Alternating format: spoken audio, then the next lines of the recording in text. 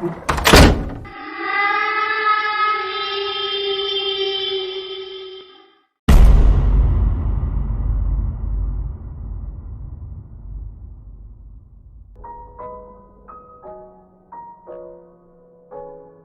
pont a un aspect symbolique pour moi. Voilà plusieurs saisons que je me suis installé dessus. Ça doit faire quoi? 1 an? 2 ans? Peut-être plus? Pour tout vous dire, je ne sais plus. J'ai arrêté de compter depuis le jour où j'ai décidé de ne plus bouger de ce pont. Et je suis très bien comme ça. Enfin, si je peux m'exprimer ainsi.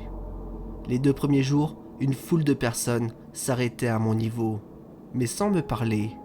Même la police, ainsi que les pompiers, s'arrêtèrent. Mais c'était peine perdue pour eux. Je ne voulais pas quitter ce pont. Le lien entre moi et cet édifice est très fort. Je sais que ça paraît insensé. Peut-être que je suis devenu fou. Si c'est le cas, je m'en moque éperdument. Maintenant, après tout ce temps passé ici, qui se soucie de moi? Je suis devenu invisible aux yeux des passants de tout âge, des enfants jusqu'aux personnes âgées. À présent, seulement les chiens, se promenant avec leur maître, me reniflent quand ils passent devant moi. C'est maintenant le seul lien entre moi et les gens lambda. Mais malgré tout ça, je me sens seul sur ce pont, même si j'ai fait le choix de rester là. Ce choix si particulier. Vous voyez, c'est le genre de choix où il n'y a pas de retour en arrière.